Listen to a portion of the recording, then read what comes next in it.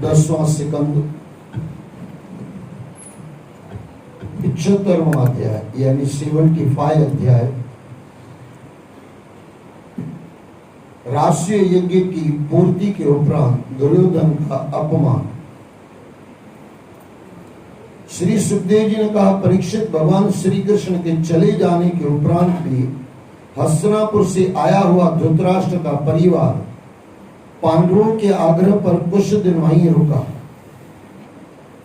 पांडवों की श्रीवृद्धि और ऐश्वर्य को देखकर दुर्योधन का हृदय ईर्ष्या से जलने लगा। ये थोड़ा समझने वाला विषय है। इतना सब गलत हुआ है पांडवों के साथ, फिर भी उनको बुलाया गया है। बुलाया नहीं गया है, बुलाया गया है। ये पुराने में ये तो चलो, ये तो बहुत पुरानी बातें लगती है कभी कभार इंसान को, लेकिन मेरे जीवन में मैंने देखा है, शादी होती थी तो रूठियों को मनाया के लेके आया जाता था। अच्छा, इतना मनाया जाता था कि वो सामने वाला गाली दे, कुछ भी करे, उनके पैरों में बैठ जाते थे। छोटा हो या बड़ा हो ये नहीं देखते थे, अपनों को बुला के शादी की जाती थी। आज इंसान ये सब चला गया। आज 50 आदमी भी नहीं आएगा ना, वो शादी और लड़की और लड़का होगा ना, बोले चलो चलने दो, भगवान साथ में है ना। अरे नहीं है भगवान साथ में, तुम्हारा परिवार तुम्हारे साथ नहीं है, भगवान कैसे आ जाएगा? भगवान ऐसे ही आ जाएगा? तुमने 17 का दिल दुखा के बैठे हुए हो और आप बोलते हो भगवान साथ में है।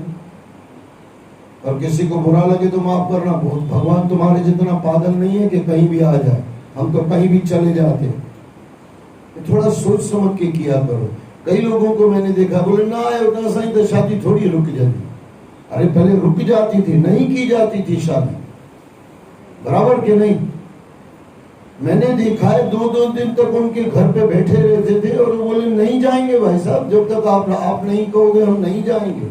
अब इतना सब हो गया है पांडवों के साथ, और फिर भी कौरवों को बुलाया गया है, इज्जत देके बुलाया गया है, इज्जत देके बुलाया गया है। फिर जाने लगे तो वापस बिठाया गया, भाई थोड़े दिन और रुको। ये अगर इंसान समझना चाहे ना तो बहुत बढ़िया चीज है। दुश्मनी कभी रखो मत, वैसे तो करो भी मत, लेकिन भगवान भाई कभी कभार क्या होता है, इंसान से कभी हो जाता दुश्मनी हो जाए, बुरा हो जाए, लेकिन फिर उसको चोकड़ी मार दो, आगे बढ़ो। दुश्मनी को पकड़ के मत बैठ जाओ। और दुश्मनी इतनी चीज खतरनाक है, ईर्ष्या, दुश्मनी, राग, द्वेष, ये अगले जन्मों में भी भिटकाती रहती है। कभी किसी से दुश्मनी मत करना, और दुश्मनी हो जाए बस 2-5 मिनट की हो गई, फिर रात गई बात गई। आपने सुना होगा पानी पे लकीर, दुश्मनी हो तो ऐसी हो, जैसे तो हो ही नहीं, लेकिन हो तो पानी पे लकीर, और थोड़ा ज्यादा चलो तो मिट्टी पे लकीर। पानी पे लकीर तो कैसे होती जाती है, मिटती जाती है, करके देखना आप। और मिट्टी की लकीर 1-2 दिन रहती है, जब तक उसके ऊपर पानी नहीं डालो तब तक रहती है, लेकिन दूसरी होती है पत्थर पे लकीर, ये अगले जन्मों तक चलती है। ये बहुत खतरनाक है। कभी किसी के साथ राग द्वेष मत करना, राग भी मत करना। चलो राग यानी प्रेम किसी से हो जाए वो चीज अलग हो गई, लेकिन द्वेष किसी से मत करना। राग द्वेष में 2 है, जहां राग होगा वहां द्वेष होगा ही होगा। कई लोग बोलते हैं सुख चाहिए दुख नहीं चाहिए, ऐसा नहीं होता। आपको सुख चाहिए तो दुख आएगा ही आएगा, आपको मान चाहिए तो अपमान साथ में आएगा ही आएगा। अगर मेरी भाषा में कहो तो सुख और दुख क्या है? सुख जो आपने भोगा है ना, उसका टैक्सेस है दुख, इतना समझ लो, और टैक्स भरना पड़ता है। यहाँ का भरो न भरो, लेकिन ऊपर वाली की टैक्सेस भरनी पड़ती है। जितना आपने अपन पता होगा, मैं बचपन में हम लोग ज्यादा हंसते थे, फिर माता पिता कहते थे बस आने इलाई खिले और ये तो रोनो पौधे, बराबर के नहीं? कितना हिसाब किताब बड़े लोग रखते थे, ये देना पड़ता है। जितना आप हंसे हो उसके मुकाबले में, उसके बराबर में आपको रोना भी पड़ेगा। अकेला सुख नहीं मिलता, हाई का अकेला आनंद मिलता है, वहां कहीं दुखों का नामो निशान नहीं होता, और वो मिलता है गुरुओं के चरणों में, परमात्मा के चरणों में। तो लेकिन यह अपनापन बताया जा रहा है, बहुत आनंद की बात है परीक्षित ने पूछा, मुनिवर इसका कारण क्या था? दुर्योधन की अपनी समृद्धि क्या कम थी? फिर उसकी ईर्ष्या क्या अकारण नहीं थी? ये आपको और मुझे भी लगता है, क्योंकि ऊपर सुखदेव जी महाराज ने कहा ईर्ष्या करता था दुर्योधन, परीक्षित के भेजे में बैठता नहीं है। इतना तो उसके पास राज्य था, हस्तिनापुर उसके पास ही था, पांडवों ने लिया थोड़ी था। थोड़ा समझना, इतना बड़ा राज्य था, इतना बड़ा आदमी, और ईर्ष्या क्यों करता? हस्तिनापुर के मुकाबले में इंद्रप्रस्थ इतना कोई बड़ा नहीं था। लेकिन एक चीज है, वहां आप कमाई थी, यहाँ बाप कमाई थी, और यहाँ बाप भी नहीं, बाप की भी मुफ्त की कमाई थी। पांडु को लूट के लिया गया था, इसके लिए उसमें शांति नहीं होती। ये बात याद रख लेना, आपने अपना 10 रुपया भी कमाया है ना, उसमें शांति होती है। अब कभी ट्राई करके देखना, 100 रुपया कहीं से लिया और किसी को दाम दे दिया, इतना वाला मजा नहीं आएगा। और जेब से निकाल के आपने किसी को 10 रुपया दिया, अपने अधिकार का किसी को 10 रुपया दिया, वो आपको शांति देगा। आकार सत्य बातें हैं, यहाँ पे थोड़ा समझना पड़ेगा। परीक्षित महाराज को समझ में नहीं आ रहा था कि इतना जाहो जलाली ये सब था। बाबा सुखदेव जी थोड़ा समझाओ, इसको ईर्ष्या क्यों थी? सच पूछो नहीं, आप अपने खुद को भी चेक करना।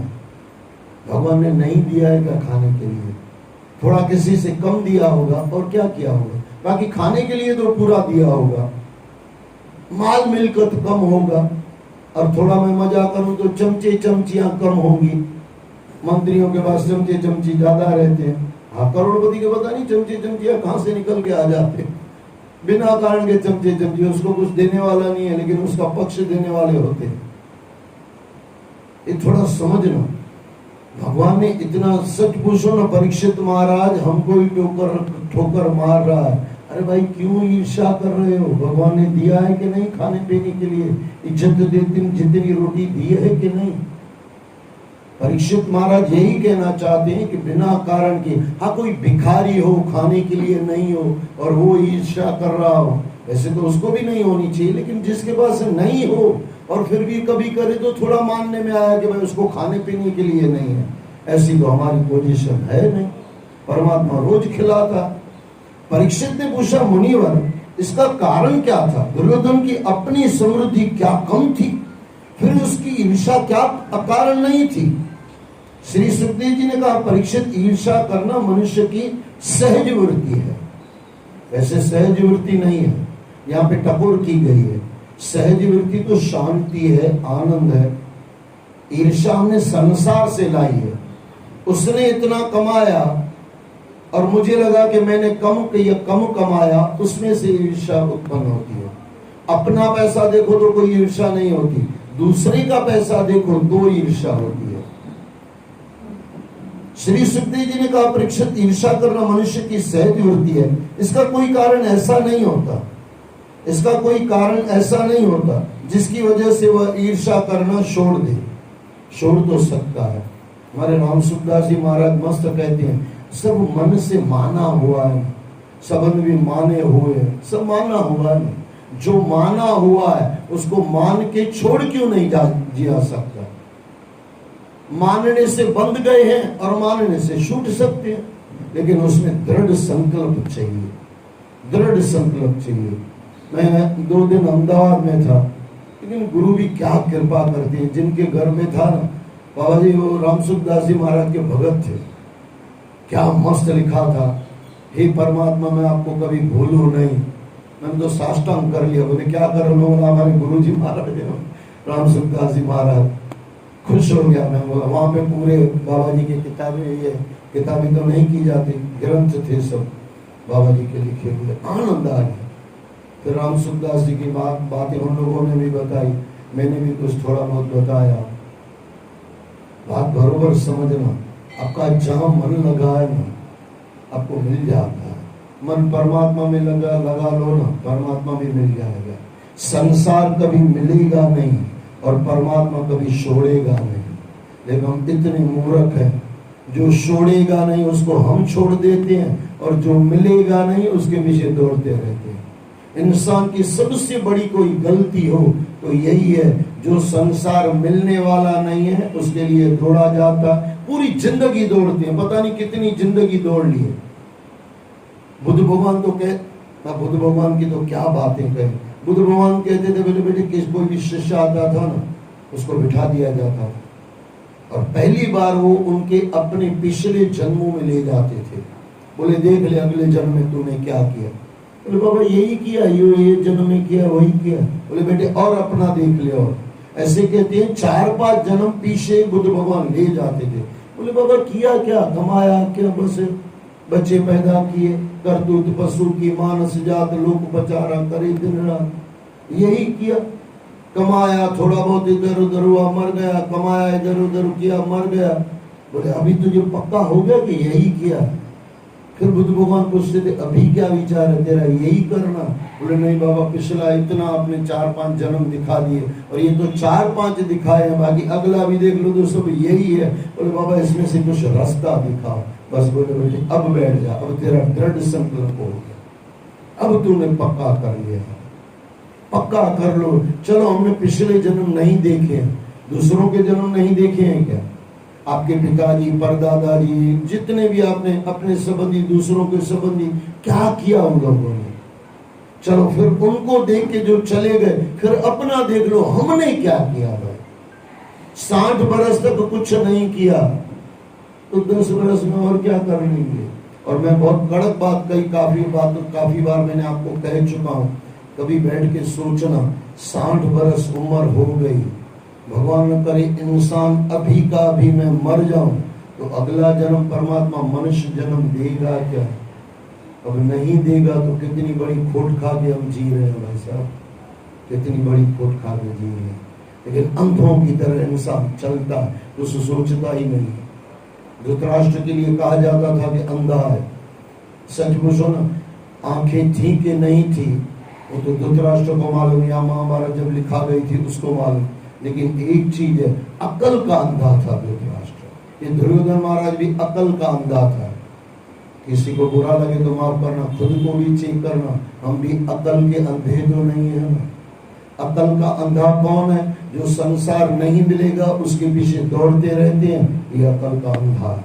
परमात्मा मिल सकता है, कभी हमको छोड़ नहीं सकता, उस तरफ चलते नहीं है, उसको छोड़ के बैठे हैं, ये अकल के अंधे हैं। अकल के अंधे ही हैं हम, वो सोचते नहीं है और सोचने से ज्ञान प्राप्त होता है। संसार असार है ये पकड़ते पकड़ते पकड़ते परमात्मा सार है ये पकड़ में आ जाता है। संसार असार है, असार यानी जब उसकी जरूरत होगी ना तब काम नहीं आएगा। 84 लाख योनियों से छुड़ाने वाला कोई है तो गुरु और परमात्मा है। संसार डुबाने वाला है और परमात्मा और गुरु तारने वाला है। श्री सुखदेव जी ने कहा परीक्षित ईर्षा करना मनुष्य की सहज वृत्ति। अभी यहाँ पे लिखा है वृत्ति सहज है, मैं कहता हूँ सहज वृत्ति बन गई है नहीं। सहज तो मैंने कहा ना सच्चिदानंद है, सहज तो वही है। इसका कोई कारण ऐसा नहीं होता जिसकी वजह से वह ईर्षा करना छोड़ दे। जितेंद्रिय व्यक्ति ही ऐसी वृत्तियों पर अंकुश लगा पाने में समर्थ होते हैं। जितेंद्रिय, ये इंद्रियां संसार के लिए दी गई है, संसार में इनको भटकने दो। और मन जहाँ है वहाँ परमात्मा में लग जाए तो बढ़िया, नहीं तो मन जहाँ जाता है जहाँ जाए, लेकिन तू कहीं मत जा। ये हमारे राम सुखदास जी महाराज के वचन है, तू मत जा, तू परमात्मा में लगा रहा। तू यानी मन के ऊपर जो मैं है, एक मैं होती है संसार की, एक मैं होती है मैं की मैं, जहाँ जड़ होती है। तो जड़ समझ में आ जाए ना, जड़ किसी का संबंधी नहीं है, न किसी का दोस्त है न किसी का दुश्मन है। जो भिगोया नहीं जाता, वो गीता में भगवान कृष्ण ने जो कहा वो आत्म तत्व, वो आत्म तत्व जहाँ आ जाए ना, वहाँ मैं मेरा तू तेरा कुछ नहीं है, वहाँ है होता है, आत्मा होती है।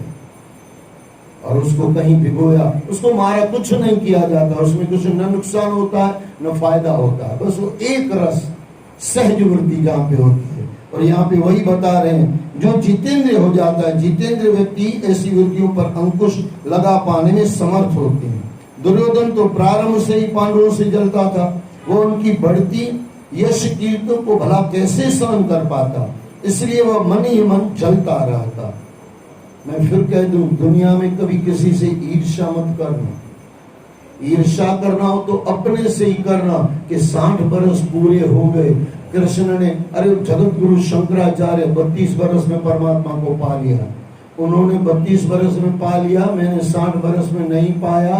खुद के ऊपर ईर्ष्या करना, ये वाली ईर्ष्या करना। लेकिन इंसान ये ईर्ष्या नहीं करता, ईर्ष्या करता फालतू चीजों में। उसके लिए एक एक पल वहां रुकना भारी लग रहा था। उसी समय एक ऐसी घटना घट गई जैसे आग में घी डालने का काम कर दिया। राजन, तुम्हारे दादा महाराज युधिष्ठिर बड़े महात्मा थे। उनके प्रेम बंधन में बंधकर सभी बंधु बांधवों ने राष्ट्रीय यज्ञ के विभिन्न कार्यों की सेवा भाव के साथ संपन्न किया था। भीमसेन ने भोजनालय की व्यवस्था देखी थी। दुर्योधन कोषाध्यक्ष था। सहदेव अभ्यागतों की यानी मेहमानों का स्वागत सत्कार के लिए नियुक्त किया गया था। नकुल विविध प्रकार की सामग्री एकत्रित करने के कार्य को देख रहा था और अर्जुन गुरुजनों की सेवा में लगा हुआ था। देखो, क्या वहीं से पता चल जाता है कि अर्जुन क्या है। महाभारत तो बाद में होगा ना, लेकिन वहीं पे देख लो, गुरुओं की सेवा में लगा हुआ। कहीं भी आपको मौका मिले ना, गुरुओं की सेवा छोड़ना मत, जंप लगा लेना। अब गुरुओं की सेवा यानी कई बार मैं कहता हूँ, अब गुरु नानक की आप सेवा क्या करोगे, साईं टेवराम सेवा क्या करोगे, उनकी मूर्ति साफ कर दी तो सेवा हो गई क्या? अब वो भी सेवा है, 1% वो भी सेवा। लेकिन गुरु ने जो आपको वचन कहे हैं वो अगर आपने पालन कर लिए वो गुरु की सेवा हो गई। अगर पालन नहीं किया तो गुरु की सेवा नहीं हुई। फिर आप 10 मूर्तियां साफ करते रहो, कोई मतलब नहीं है। और गुरु की मान के गुरु के खाली चरण साफ कर लो, हो गया। श्री गुरु चरण सरोज रथ, इतना ही हो जाए ना। इसका मतलब ये गलत अर्थ मत लेना कि मैं मूर्तियों की सफाई नहीं के लिए मना कर रहा हूँ, गलत अर्थ मत लेना। लेकिन एक चीज है, गुरु की मानो फिर गुरु की सेवा करो। गुरु की मानना यानी गुरुओं के वचनों पर चलना, ये सबसे बड़ी गुरुओं की सेवा है। स्वयं भगवान श्री कृष्ण ने अतिथियों के चरण पखारने का काम ले रखा था। ये भगवान भी देखो भाई, इतना बड़ा भगवान कृष्ण मंदिर जगत गुरु, और क्या कर रहे हैं? चरण पखार रहे हैं, चरण धो के अंदर जाने दे रहे हैं। तो भगवानों से भी सीखना चाहिए, कोई काम छोटा बड़ा नहीं होता। तेरी सोच नीचे ऊपर हो जाती है। भगवान इतना भगवान, और वो अच्छा, वैसे तो संत बाबा के सेवक है ना, जितने भी संत है श्री कृष्ण के सेवक है, उन्हीं के अनुग्रह से सब चलता है ना, भगवान के भगत है ना। लेकिन भक्त के भी पैर परमात्मा छू रहा है, धो रहा है, क्या बड़ी बात होगी भाई। ये अगर जीवन में आ जाए ना, कभी अपना कभी बड़प्पन मत लाना, कभी बीच में अभिमान मत लाना। द्रौपदी भोजन परोसने का कार्य देखती थी और कर्ण खुले हाथों ब्राह्मणों और याचकों को दान देता था। इसी प्रकार सात्विकी, विकर्ण, विदुर, भूरिश्रवा और संत धर्म आदि राष्ट्रीय यज्ञ में विभिन्न कामों की देखभाल करते थे। परीक्षित, मैदानों ने पांडवों के लिए जो महल बनाए थे वे अद्भुत थे। उन्हें और राजकोष में संग्रहित धन को देखकर दुर्योधन का हृदय ईर्ष्या से भर उठा।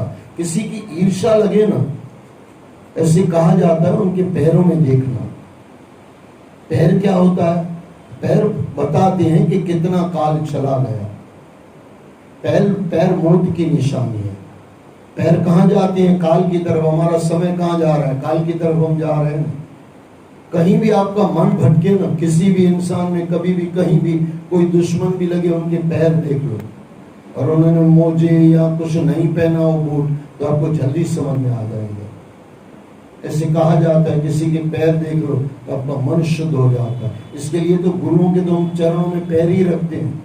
खुद को वहीं से शुद्ध करते हैं। एक दिन अपने भाई दुशासन, मामा शकुनी और मित्र कर्ण के साथ वह राजसभा के अद्भुत सौंदर्य को निहार रहा था। उस सभा में मैदानों ने ऐसी माया फैला रखी थी कि जल के स्थान पर स्थल और स्थल के स्थान पर जल का आभास होता था। यानी जहाँ जल था वहां धरती लग रही थी, और धरती जहाँ थी वहां पे जल था, लग रही थी ऐसे। उससे मोहित होकर दुर्योधन ने एक जगह जल समझकर अपने वस्त्र समेट लिए, यानी ऊपर उठा लिए, और जल को स्थल समझकर वह उसमें गिर पड़ा। उससे गिरते देखकर वहां उपस्थित सभी नरपति, स्त्रियां और भीमसेन हंसने लगे। द्रौपदी की हंसी ने उसका रोम रोम झला दिया। अब देखो यहाँ पे लिखने वाले ने कमाल कर दिया, उन्होंने कहा सब हंसे, द्रौपदी की हंसी निकल गई। यहाँ पे द्रौपदी के लिए ऐसे कहा जाता है कि द्रौपदी ने कह दिया अंधे के अंधे, जबकि ऐसे कहा जाता है कि भीमसेन ने बाद में जाके किसी को कहा कि द्रौपदी ने ऐसे कहा था नहीं कहा था, खाली 3 आदमी को पता, दुर्योधन को पता, भीमसेन को पता, और तीसरा भीमसेन, द्रौपदी और भगवान को पता। तो सब तीसरा चौथा किसी को पता नहीं था। लेकिन यहाँ पे ये थोड़ा समझना चाहिए। अच्छा, यहाँ पे थोड़ा अक्ल ये भी लगा लो, कहीं कोई हंस रहा है ना, चलो द्रौपदी की 2 मिनट के लिए गलती मान ली, तो सब हंस रहे हैं, आप हंसना शुरू मत कर दो। किसी का अपमान तो नहीं हो रहा है, वो देख लो।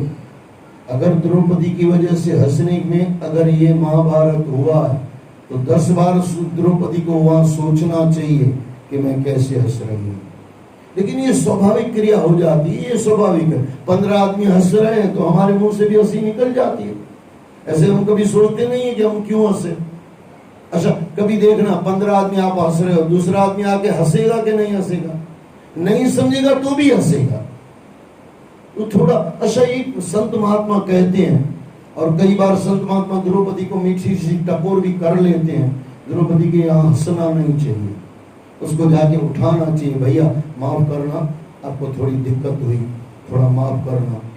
एक संत ने कहा है कि कई को जहाँ पे हंसना चाहिए था, राम को राज्य मिल रहा था, वहां हंसना चाहिए था, लेकिन केकई रोई तो राम को 14 बरस वनवास मिल गया, जो आपको पता है पूरी कहानी है राम के युद्ध की। और यहाँ पे केकई को वहां पे हंसना चाहिए, नहीं हंसी, रोई तो राम को 14 बरस वनवास मिल गया। और वहां पे केकई को रोना चाहिए, रोई नहीं हंसी तो महाभारत हो गया। इसमें से संत महात्मा निकाल के देते हैं, स्त्रियों को सोच समझ के जहां हंसना है वहीं हंसना चाहिए, जहां नहीं हंसना चाहिए नहीं हंसना चाहिए, जहां रोना चाहिए वहां रो लेना चाहिए, और जहां चुप होना चाहिए वहां चुप होना चाहिए। पूरा जो ग्रंथ लिखे हुए हैं ना, स्त्रियों को सेंट्रल में रख के लिखे गए हैं। स्त्री की हंसी और स्त्री का रोना, सब जगह रोया मत करो, सब जगह रोने की नहीं होती है, 2 ही जगह रोने की होती है, एक अपने अकेले में बैठ के, और एक गुरुओं के चरणों में, एक परमात्मा के चरणों में। दूसरा कोई रोने से देने वाला नहीं है, उल्टा हंसी उड़ाएगा। अच्छा, सब जगह हंसा भी मत करो, बिना कारण के हंसो भी मत। हाँ, मुस्कुराओ, मुस्कुराना चीज अलग है। मुस्कुराना मुंह के होठों से होता है, और हंसना अट्टहास होता है रावण जैसा। मुस्कुराना चीज अलग है, जैसे माता जी हमारी मुस्कुराई, इसको मुस्कुराहट कहते हैं। मुस्कुराहट में आपका मन लगता है, अट्टहास में आपको अपमान लगता है। करके देखना, कोई बैठा हो उससे सामने जोर जोर से हंसना, उसको लगेगा जैसे आप उसका अपमान कर रहे हो। और मुस्कुराहट देना, थोड़ा मुस्कुराना, उसको स्वागत, वेलकम लगेगा। लोग समझ लो भूल गए, ये सब निकल गया आज का इंसान, पता नहीं कहां जा रहा है। उससे मोहित होकर दुर्योधन ने एक जगह जल समझकर अपने वस्त्र समेट लिए, और जल को स्थल समझकर वह उसमें गिर पड़ा। उसे गिरते देखकर वहां उपस्थित सभी नरपति, स्त्रियां और भीमसेन हंसने लगे। द्रौपदी की हंसी ने उसका रोम रोम जला दिया। वह लज्जित होकर सभा भवन से निकला और बिना किसी से मिले सीधा हस्तिनापुर चला गया। इस घटना से युधिष्ठिर का मन खिन्न हो गया। उसके बाद धृतराष्ट्र और उसके साथ आए सभी पारिवारिक लोग भी हस्तिनापुर चले गए। जरा सी बात को लेकर दोनों परिवारों के मध्य गांठ पड़ गई। गांठ तो पहले ही थी, दुर्योधन ने लगा ली थी और उसको और पक्की कर ली। 76वां अध्याय, राजा शालो के साथ यादवों का युद्ध। श्री सुखदेव जी ने कहा, परीक्षित, राजा शालो शिशुपाल का मित्र था। एक चीज है, जितने भी बुरे लोग हैं ना, उनमें दोस्ती बंध जाती है। अच्छे लोगों में दोस्ती बंध जाए ना, सब जमाना कहां पहुंच जाए। अच्छे लोगों की दोस्ती बहुत मुश्किल से होती है और बुरे लोगों की दोस्ती बहुत जल्दी हो जाती है। बुरे लोगों से कुछ मैं आपको सिखा के दूं ना, तो इतना ही हो जितना उनका संप होता है वो अच्छे लोगों में हो जाए ना। मैं कहता हूँ एक ऐसा होना चाहिए जहाँ पे अच्छे लोग साथ में बैठते हो। और हमारे स्वामी ये टेवराम साईं के लिए कहते थे, जब उनकी धरती पे आगमन था तो उनके जितने भी परिवार वाले थे सब संत बन गए थे। मासी के लोग, कई लोग मुझे बताते हैं, एक क्या पूरा माहौल बनता था। 10 आदमी परमात्मा के प्रेमी बैठे हो और 10 दुष्ट कहीं बैठे हो, दोनों में जमीन आसमान का अंतर होता है। वहां पे पूरी शांति होती है और उसकी वजह से पता नहीं कितने गांव शांत हो जाते हैं। और 10 अगर गुंडे लोग या खराब लोग आपस में बैठते हैं तो 50 लोगों को खराब भी कर सकते हैं। तो संप बनाओ, अच्छे लोगों का एक यूनिट होना चाहिए। हमारे गुजराती में कहावत से, जहाँ संप तहाँ जंप लग जाता है और वहां पे शांति होती है जहां पे भी अच्छे लोगों का संप होता है। ये अगर इंसान को करना आ जाए, अच्छे लोग बहुत कम मिलते हैं आपस में। उसका कारण एक ही है कि अपने अपने में मजे में है, उसको किसी की जरूरत होती नहीं है। लेकिन यहाँ पे जरूरत रखनी चाहिए कि अच्छा है उसके साथ अच्छा व्यवहार रखना चाहिए, क्योंकि वो कहीं दूसरी जगह काम आएगा। 2 अच्छे बन के तीसरे को सुधार सकते हैं और 2 बुरे बन के पता नहीं कितनों को बिगाड़ देते हैं। श्री सुखदेव जी ने कहा, परीक्षित, राजा शालो शिशुपाल का मित्र था। रुक्मिणी के विवाह के अवसर पर शिशुपाल ने उसे बुलाया था। उस समय यदुवंशियों ने शालो को भी पराजित कर दिया था। उस दिन शालो ने सबके सामने यदुवंशियों को पृथ्वी से मिटा देने का संकल्प किया था।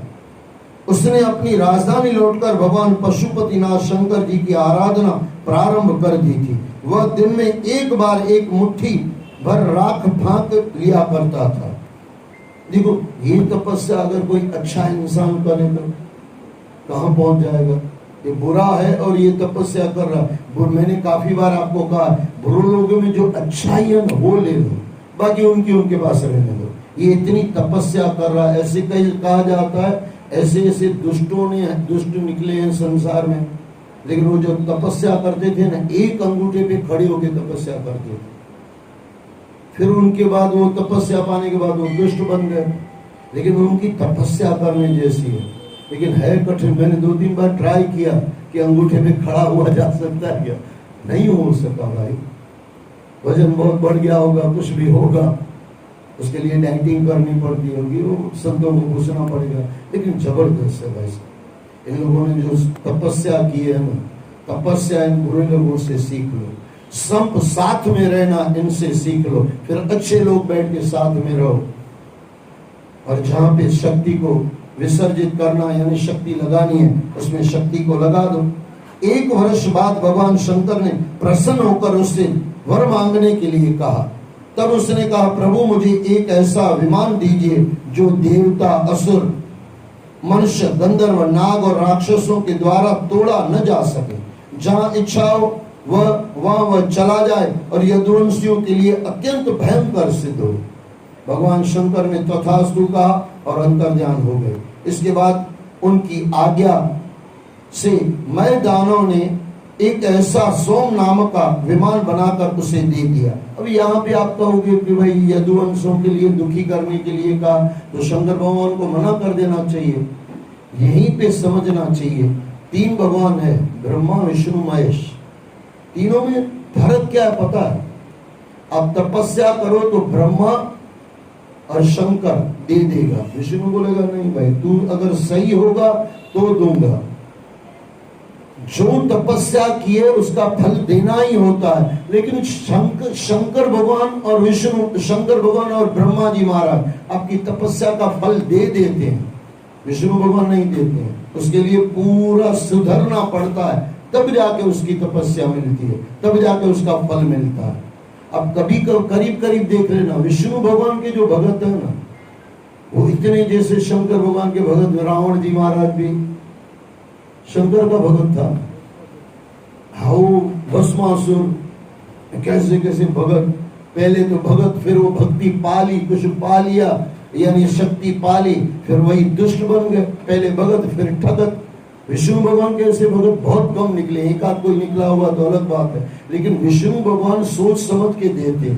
पहले उनको शुद्ध किया जाता है भगत को, फिर वो उसको शक्ति दी जाती है। तो यहाँ पे थोड़ा ये समझना। इसके बाद उनकी आज्ञा से मैं दानव ने एक ऐसा सोम नाम का विमान बनाकर उसे दे दिया जो अत्यंत मायावी शक्तियों से लैस था। उस विमान को पाकर शालों ने द्वारकापुरी पर चढ़ाई कर दी। दोनों ओर की सेनाओं के बीच भयानक युद्ध हुआ। भगवान श्री कृष्ण के पुत्र प्रद्युम्न ने अपने भाइयों के साथ शालों की सेना का सामना किया। कई दिनों तक युद्ध चलता रहा। सोम विमान पर चढ़कर शालों ने यादव सेना का भारी विनाश किया। एक बार प्रद्युम्न शालों के मंत्री ध्रुमान की गदा के वार से घायल हो गया, तो दारुक का पुत्र जो उसका सारथी था रथ को रणभूमि से निकालकर बाहर सुरक्षित जगह पर ले गया। जब प्रद्युम्न की मूर्छा दूर हुई तो उसने सारथी से कहा कि उसने यह अच्छा नहीं किया। उसकी इस क्रिया से उसके पिता उसे कायर और नपुंसक समझेंगे। इस पर सारथी ने कहा, स्वामी मैंने तो स्वार्थी धर्म समझकर ही ऐसा किया है। युद्ध का ऐसा नियम है कि संकट पड़ने पर सारथी अपने रथी की रक्षा करे और रथी सारथी की। बोलो श्री कृष्ण भगवान की जय। जय जय श्री राधे, जय जय श्री राधे, जय जय श्री राधे। 76वां अध्याय पूरा हुआ, 77वां कल देखेंगे। जय जय श्री राधे।